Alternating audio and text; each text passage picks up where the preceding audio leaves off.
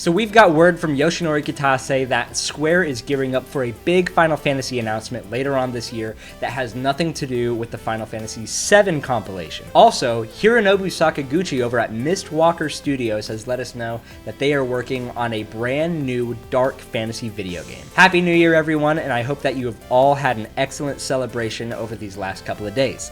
Today is January 3rd, 2023, and today is episode 3 of Overleveled News.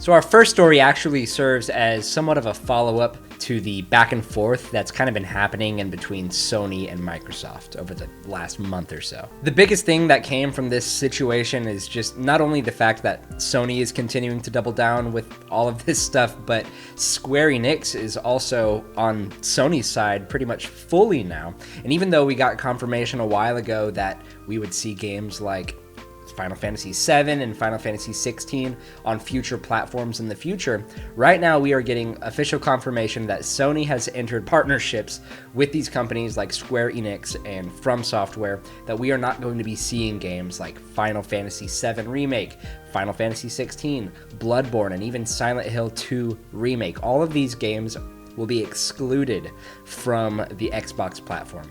I'll go ahead and I'll leave this entire article down here in the description so that you can read for yourself. But these 4 games that I mentioned, these games are fully going to be PlayStation exclusives. It seems like we'll definitely get a more comprehensive list of games that will not be coming to Xbox in the future. But for now, this is just kind of a really interesting update, and to see that, you know, we kind of thought we might be getting Final Fantasy VII Remake and maybe even Final Fantasy XVI on the Xbox platforms sometime in the future. Now it seems pretty, crystal clear that these are not going to be coming to Xbox whatsoever. And another little bit of industry news, just continuing to kind of focus on Square for a little bit. Square-ENIX, in their start of the year, happy 2023 letter that the president put out recently, I'll leave a link to this down below, but they have apparently gone and just said that they are going to be aggressively focusing on the blockchain and NFTs in the future. Being that this was the beginning of the year letter from the president, just kind of outlining everything that Square is going to be doing in the future and just kind of the state of the business itself. This letter was incredibly long, and you're more than welcome to go down in the description and read this whole thing. But just from this screenshot alone, you can see right here that they had said that they are most focused on blockchain entertainment, to which we have devoted aggressive investment and business development efforts. What this means for the future, I mean, really, we can only guess. We haven't seen a whole lot of NFT stuff just being incorporated into video games as of yet, and currently, from the consumer side of things, most people are kind of against this idea. I'm personally not completely for it. I also don't entirely know what it is going to mean as a consumer and what it's going to mean for Square as a business. It absolutely looks like a slippery slope to me, so I'm not entirely sure what's going to happen here. Really, the only thing that we can do now is just see what they do. If it's cool, great. If it's not, don't buy into it. Like I said, we'll see what 2023 has for Square as a company when it pertains to NFTs and blockchains. But speaking of beginning of the year letters from Square-ENIX, we also got another letter from Yoshinori Kitase where he basically just told us, hey, look forward to a huge Final Fantasy announcement that doesn't have anything to do with Final Fantasy VII. So what does this mean? I mean, just look at this letter right here. I'll leave a screenshot on the screen, but the biggest quote that I'm looking at here is he says, "There's also another big announcement unrelated to Final Fantasy VII that I can't say anything about just yet." And then he says, 2023 is going to be the most exciting year for the company. That's their goal. I mean, I'm all for it. I mean, if you're here, you know me, I love Final Fantasy. If you remember back in September of 2021, we actually got this gigantic NVIDIA leak where they laid out a bunch of titles that had not been announced that many were eventually announced after this leak, and then some have yet to be announced, some of which are things like Kingdom Hearts 4. We got the Tactics Ogre Reborn that was announced in this leak, as well as Chrono Cross the Radical Dreamer Edition. But some games that were on the list that have not been announced included Final Fantasy IX Remake and Final Fantasy Tactics. Whatever that means, I'm sure it's probably going to be some sort of port onto modern consoles, or maybe even a HD 2D remake or remaster of that original game. I mean, based off of what Kitase has already said, really all we can do is just speculate. It could be none of those things that I mentioned. It could be something completely different that we have no idea. But I mean, if you want to be a tinfoil hat wearer like me, I mean, I'm hoping for a Final Fantasy IX Remake or Final Fantasy Tactics on modern consoles. I mean, that would be fantastic. But rest assured, we will have some information on some Final Fantasy stuff this year that is not going to be anything related to Final Fantasy VII. So that's exciting to me. I hope you guys are excited. Let me know what you want to be announced from Square this year pertaining to Final Fantasy. And in this last little bit of news that kind of pertains to Final Fantasy, Hironobu Sakaguchi, the creator of Final Fantasy, he's no longer working with the company of Square. He's no longer working on Final Fantasy games, but he does have his own private studio that have created games like Lost Odyssey, The Last Story, and most recently Fantasian. He has recently announced that Mistwalker Studios, his company, is in fact working on a dark fantasy game that he can't really give too much information on. Just in this little quote right here, he says that his ambitions for 2023, he says, "I thought I was going to retire. Ha ha ha. But I decided to try to give this another go." And if you remember, whenever Fantasian came out for iOS devices, this was kind of a big deal because that game was originally supposed to be the final game to come from Hironobu Sakaguchi, as well as the musical composer Nobuo Uematsu. But as it's looking here, that's not entirely the case. So you can't, all these game creators, whenever they say this is my last one, you can't ever just, you can't take them for their word. Metal Gear Solid 2 was supposed to be Kojima's last game, like, 50 years ago or whenever that game came out. But as a status update, Hironobu Sakaguchi continues by saying, "I'll never stop playing Final Fantasy XIV. Meet me in Eorzea. I also started writing the scenario for a new title yet to be announced. It will be a dark fantasy." So this is incredibly exciting. I personally, all I am hoping for is that this is a console game. I don't want to have to, find some sort of Apple device and, play with a controller on an Apple TV in order to play this very niche game from Mistwalker. I just want, something on Steam or something like that, something on Switch, something on PS5, whatever. I'm just hoping for a console release for a big game from Hironobu Sakaguchi. Lost Odyssey and The Last Story were both fantastic video games, and I actually even personally enjoyed Blue Dragon on the Xbox 360 whenever it came out. And this game, even though we don't even know what it is, because I love Sakaguchi, and I love the music in his games, I love Nobuo Uematsu, to know he's making a brand new dark fantasy game, I'm just excited to see whatever it is. So if you are interested, go ahead and let me know down below exactly what you are hoping for with a new dark fantasy from Mistwalker Studios. So moving on to Atlus, we know that they are going to be releasing Persona 3 Portable and Persona 4 Golden onto other consoles later this month on January 19th, but we also got word that they are going to be teasing something brand new later this year. We don't know if this is going to be an existing IP or if this is going to be something completely brand new, but if you're like me, you're already thinking, come on, Persona 6, or, some other sort of sequel to Persona 5 or something like that, or a new Shin Megami Tensei game, or even Catherine or something like that. We don't know exactly what this is,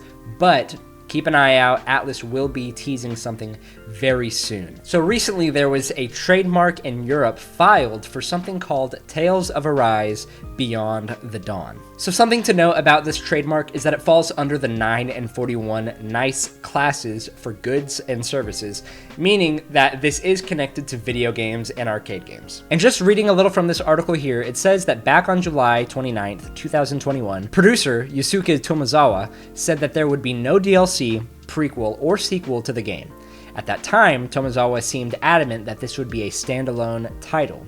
The only sort of additional content confirmed involved crossovers with mobile games in the series. But like I said, with these, video game developers saying that they're retiring and then they go ahead and release 10 games later, we can't always take them exactly at their word every single time that they say, we don't have plans for this. Even though they didn't have plans for it, that doesn't mean that nothing came up in the future. I'm coping right now, guys. As much as I would like for this to be DLC for Tales of Arise or even a sequel or a prequel, it could be something like some sort of interactive show or something like that, but honestly, it's probably going to be a mobile game or some sort of crossover event with Tales of Arise. But I'm just speculating here. A lot of with these stories that we have today is, we're all just left with speculation here. So let me know, what do you hope this Beyond the Dawn title is? And what does it mean for the Tales series? And just real fast too, this is actually a really cool little announcement here, but the NieR Automata anime adaptation got a brand new trailer recently and is set to release in Japan on January 7th of 2023. Guys, that is just in like 4 more days. So let me know, are you excited about this show? Have you watched the trailer yet? I still haven't even beaten NieR Automata yet. I loved NieR Replicant, and I like the Drakengard series, but I have yet to actually play this game. I'm probably not going to watch it on day one because I haven't played the game yet, but if you're watching this after the show has come out, please let me know what this show is. I want to know if it's good. I want to know if I should watch it. But if you're watching this too and you haven't seen it yet, let me know how excited you are to watch the NieR Automata anime. So we also got a brand new trailer for a new game in the Fate series called Fate/Samurai Remnant. This is a video game that is supposed to be coming out worldwide on PS5, PS4, Nintendo Switch, and PC on Steam later on this year in 2023. I personally don't know anything about the Fate series. I haven't read any of the manga, I haven't watched the anime, and I haven't played any of the video games. But this trailer does look super, super anime. So if that is your thing and you are interested in picking up this game, it looks like you are absolutely in for a treat if that is your style. So since it's a new year and it's a new month, and this whole entire year of 2023 is looking like it's going to be a stellar year for RPGs and JRPGs, I wanted to take a moment just to highlight some of the games that are going to be coming out this month in video games pertaining to RPGs. First up is Piece Odyssey, which is coming out on January 13th for PS4, PS5, Xbox Series S and X, and PC. This is a turn-based strategy One Piece video game that I am really excited to try out. I've never actually watched the anime and I haven't read the manga. I want to do all that stuff in the future, but I just haven't gotten there yet. But I feel like this game, because it's behind the team who also did Dragon Quest XI, I think that this game is going to make good on its promise to bring us a good story-driven RPG, and I'm just really excited for it, and I hope that you guys are as well. So like I said earlier too, Persona 3 Portable and Persona 4 Golden are all coming out on the PlayStation consoles, Xbox consoles, Nintendo Switch, and in Persona 3 Portable's case, the PC for the very first time. These are both dropping on all these consoles on January 19th, and this is going to be such a delight to play finally on the big screen again. Persona 4 was originally on PS2 and then came to the PS Vita via Golden, and that is arguably the best version of the game that you can play, but we've had it on PC for a while, and now we can finally play it on the big screen again, and I'm so excited for that. And Persona 3 Portable is the PSP port, which is getting modern, touch-ups with the resolution and things like that, with some gameplay tweaks over the original PS2 version. So if you played Persona 5, or you played these games back in the day, or maybe you've just played Shin Megami, or you've never checked out any of these games before, these are absolutely going to be perfect spots to jump in on the series. And the next day on January 20th for Nintendo Switch, we have Fire Emblem Engage. This is going to be an incredible game. I can feel it in my bones.